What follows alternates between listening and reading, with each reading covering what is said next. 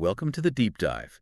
This is where we take the sources you're curious about and, well, we dive deep, pulling out the key insights for you. Exactly. We sift through it all so you get those aha moments, that real understanding. And today, we're tackling Adlerian psychology. Hmm. We're using The Courage to be Disliked by Ichiro Kishimi and Fumitake Koga as our guide. Yeah, a book based on Alfred Adler's ideas. You know, Adler, one of the big three with Freud and Jung back in the day. Right, and the listener who's suggested this, their goal was pretty clear. Get the core ideas, get them quickly but properly, find those light bulb moments without getting totally swamped. And the book itself, it's set up as a dialogue, right, between a philosopher and this young guy. It actually makes it perfect for exploring these concepts conversationally. It really does. So let's jump right in with the question the book hits you with early on. Is happiness something you actually choose? Yeah, that's a big one to start with. The philosopher character makes this pretty bold claim up front. Which is? That life and the world are, deep down, astonishingly simple. Simple. Okay, I can already hear the pushback. I mean, the young man in the book immediately objects, doesn't he? Sees the world as chaotic, full of contradictions. Totally. And it's relatable, right? Life often feels complex. But the philosopher uses this great analogy, the well water. Oh, yeah, the well water. Explain that. Okay, so the temperature of water in a well stays pretty much constant all year round, like maybe 60 degrees Fahrenheit. Right. But in the summer, when it's hot outside, that same water feels cool, refreshing. In the winter, when it's freezing, it feels warm. So the water itself doesn't change, but our perception of it does, based on the context, based on us. Exactly. It's about subjective experience. Adler's starting point is that how we see the world shapes our reality, maybe more than the objective facts. Which leads nicely into the next big idea, that change is actually possible for everyone. Yes, the philosopher is adamant. People can change, they can find happiness, no exceptions. But again, the young man is skeptical. Yeah. And he brings up his friend, right? The one who's a shut-in. Yeah, the friend who wants to go out, wants to connect, but seems paralyzed by anxiety, unable to leave his room.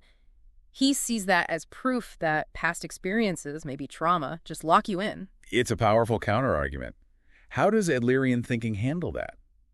Because it seems like past stuff does affect us. It does, but Adler flips the script. Instead of focusing purely on past causes, what psychologists call etiology. Etiology, right? The study of origins, cause, like why did this happen? Precisely. Adlerian psychology emphasizes teleology. Teleology. Okay, what's that? It's about the present goal or purpose. Instead of asking, what past event caused this? Adler asks, what goal is this current state achieving for the person right now? Whoa.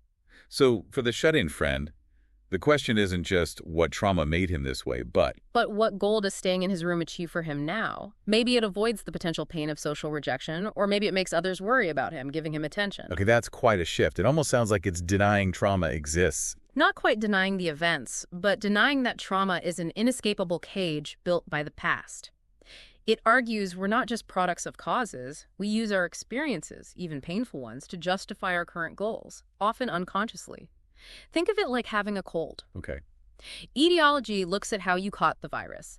Teleology asks, okay, you have a fever now. What purpose does staying home, maybe getting sympathy, serve today? So you're saying we create reasons for our current behavior based on what we want to achieve now, even if that goal is just, say, avoiding difficulty. In a way, yes. It suggests we have more agency than we think. Even in the face of past difficulties, we're not just pushed by the past, we're also pulled by our present goals. That's a really different way to frame things. And this applies to emotions, too, like anger. I mean, anger often feels completely involuntary. Right. But Adler suggests emotions are also tools, fabricated even, to achieve a goal. Fabricated? That sounds strong. Well, think about the example in the book the guy spills coffee on himself. Yeah, and he gets instantly furious at the waiter. Exactly. The philosopher asks, was that fury an uncontrollable reflex? Or did he use anger, raising his voice, etc., to achieve a goal? Maybe to intimidate the waiter, ensure an apology, maybe get a free coffee. He could have just calmly pointed out the mistake. He could have. The anger served a purpose. Or think about a mother yelling at her daughter. Is it pure, uncontrollable rage? Or is she using the volume, the intensity, to assert her opinion, to make the daughter listen, to gain control of the situation quickly? That's the Adlerian perspective. It's not that the feeling isn't real, but that its expression, its use is often goal-oriented. It puts the power back with the individual. Okay, I'm starting to see the pattern here, focus on goals, purpose, individual choice. And this must connect to that really famous Adlerian idea. Mhm. All problems are interpersonal relationship problems. Absolutely. That's a bedrock concept. He argued that basically all our nayami, our worries, struggles, anxieties boil down to our interactions with other people. All of them. That Oh. seems like a stretch initially. Well, think about it. Adler identified 3 main life tasks we all face: the task of work, the task of friendship, and the task of love. Work, friendship, love. Okay. Each involves navigating relationships. Work involves colleagues, bosses, clients. Friendship, well, that's obvious. Love involves partners, family. Even seemingly internal struggles, like feelings of inadequacy, often arise from comparing ourselves to others or fearing their judgment. So even feeling bad about yourself often traces back to how you relate to others or how you think you relate to others. Exactly. And each task has its own challenges. Friendship, for instance, often lacks compulsion. You don't have to be friends with someone like you might have to interact with a coworker. So it requires more active effort, maybe more courage. And love. The book mentions the red string versus rigid chains. Yeah, romantic love, often idealized, versus perhaps the more fixed, less chosen dynamics of, say, parent-child relationships. Each requires different navigation skills. That brings us to feelings of inferiority. Yeah. Everyone feels inadequate sometimes, right? Of course. But Adler's take is crucial. That feeling arises from comparing yourself to your ideal self, not necessarily to other people. It's the gap between me now and who I want to be. Okay, so it's internal comparison, not external competition. Ideally, yes. The problem comes when it turns into an inferiority complex. That's when you start using your perceived inferiority as an excuse. Like, oh, I can't succeed because I'm not well educated. Or I can't ask them out because I'm not attractive enough. Exactly. It becomes a shield against tackling the life tasks. And then there's the flip side, the superiority complex. The person who brags constantly needs to feel important. Adler saw that as often masking a deep-seated feeling of inferiority. It's overcompensation. The core message is, life isn't a race against others, you're on your own path. That's liberating. But it leads to another challenge. The desire for recognition. We all want approval, don't we? We do, it's natural. But Adler warns that living for recognition makes you fundamentally unfree. You end up living according to other people's expectations, constantly seeking validation. You lose track of your own goals, your own desires. Precisely. This is where the idea of separating tasks comes in. It's about figuring out what is my task and what is someone else's task. Can you give an example? The book uses studying, right? Yeah. A child's studying, that's the child's task. Parents might want them to study, might worry about their grades, but interfering constantly, trying to force them, that's taking on the child's task. And it usually backfires, creates conflict. Often, yes. Adler suggests focusing on your own task, maybe providing support, creating a good study environment, but letting the other person manage their task. It's about respecting boundaries. He even uses the Gordian knot analogy. Right. Alexander the Great just cutting the knot instead of trying to untangle it. Sometimes you need a totally new approach to relationship problems, not just doing the same thing harder. You need to cut the pattern by separating the tasks. Which requires courage. And that ties into probably the most famous phrase from the book, the courage to be disliked. Mm-hmm. It sounds harsh, but it's really about freedom. If your goal is to never be disliked by anyone, you'll have to constantly compromise your own values, your own choices. You'll live a life dictated by others' potential disapproval. So exercising freedom means accepting that some people just won't like your choices, or even you, and that's okay. It's the cost of freedom, Adler would say. You shouldn't seek out conflict, obviously, but you shouldn't be paralyzed by the fear of disapproval either. That's a big one. It requires a strong sense of self, which maybe connects to this idea of holism. Adler saw the individual as indivisible. Yes, exactly. He pushed back against splitting people up, mind versus body, reason versus emotion, conscious versus unconscious. Holism means seeing the person as a unified whole. So it's not, my emotions maybe do it, but Okay. I, as a whole person, chose this action, maybe driven by an emotion I utilized. That's the essence of it. It reinforces that sense of agency and responsibility we talked about earlier. I am choosing, I am acting. Okay. And from this whole individual, we move outward to community feeling. What's that about? Community feeling, Gemeinschaftsgefühl in German, is really central. It's that fundamental sense of belonging, of connection to others. It's feeling it's okay for me to be here, feeling like you have a place in the human community. And how do we develop that? Adler argued that being overly self-centered, constantly preoccupied with how do others see me, actually hinders community feeling. The path lies in shifting from excessive attachment to self to a genuine concern for others. Moving from me to we, in a sense. Exactly. Recognizing you're not the center of the universe, but part of a vast, interconnected web. This includes people you know, people you don't, even future generations. It's a broad concept. And when you have conflicts, Yeah. how does community feeling help?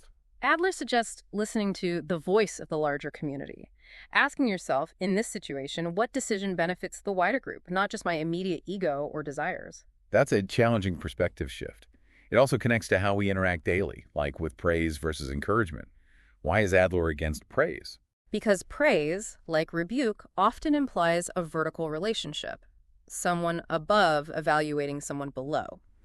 Think of patting someone on the head. It can feel condescending. It judges the person based on an action meeting your standard. Okay, so it creates hierarchy. What's the alternative? Encouragement. This operates on a horizontal level. It's about expressing gratitude, thanks, that was really helpful.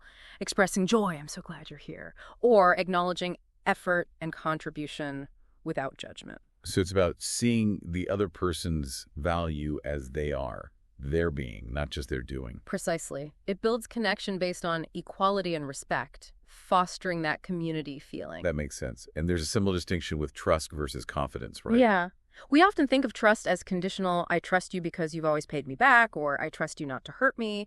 It's based on expectations and conditions. Okay. Adlerian confidence is different. It's unconditional. It's deciding to believe in the other person as a comrade, as a fellow human, regardless of their actions. You place faith in them without demanding proof or collateral. Wow. Unconditional confidence. But what if they betray you? What if you get taken advantage of? That's where separating tasks comes back in. How they respond to your confidence, whether they betray it or honor it, that's their task. Your task is deciding whether you want to live a life based on suspicion or on foundational belief in others. Adler argues the latter is essential for deep relationships and true community feeling. You choose your stance and let them choose theirs. That takes, well, courage again. It absolutely does. And how does work fit into this picture of contribution and community? It's often just seen as a way to make money. While making money is necessary, Adler saw the deeper essence of work as contribution to others. Through work, whatever form it takes, we contribute to the community, and in doing so, we confirm our own worth and sense of belonging. Even if the work itself isn't glamorous. Even then, it's about the act of contributing, of being useful to someone, somewhere. That's how we find our place. And seeing colleagues or customers as comrades, not competitors or obstacles, prevents that contribution from feeling hollow or hypocritical. It really all seems to weave together relationships, contribution, belonging. Now, what about time?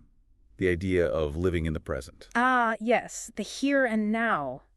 Adler stresses living earnestly in this moment. He uses the analogy of life being like a dance. A dance? How so? Think about dancing.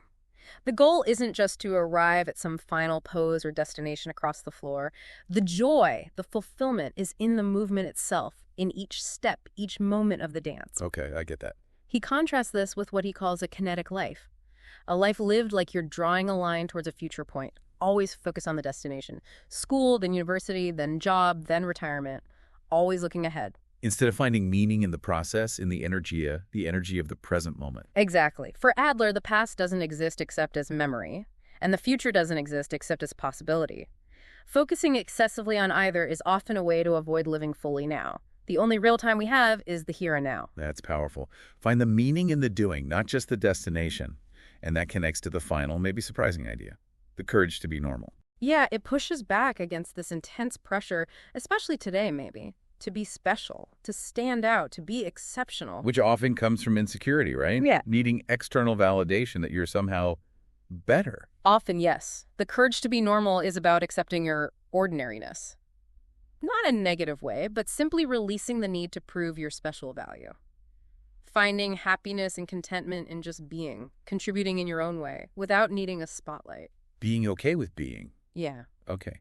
Not feeling like a failure if you're not extraordinary. Exactly. It's a different kind of courage, the courage to simply be yourself without the burden of needing to be special. And wrapping it all up, the final message seems incredibly empowering. It really is. The core idea is, if I change, The world changes. Not literally the physical world, but my experience of the world, my relationships, my reality. Adopting these ideas can be like, as the book says, putting on glasses for the first time and seeing everything differently.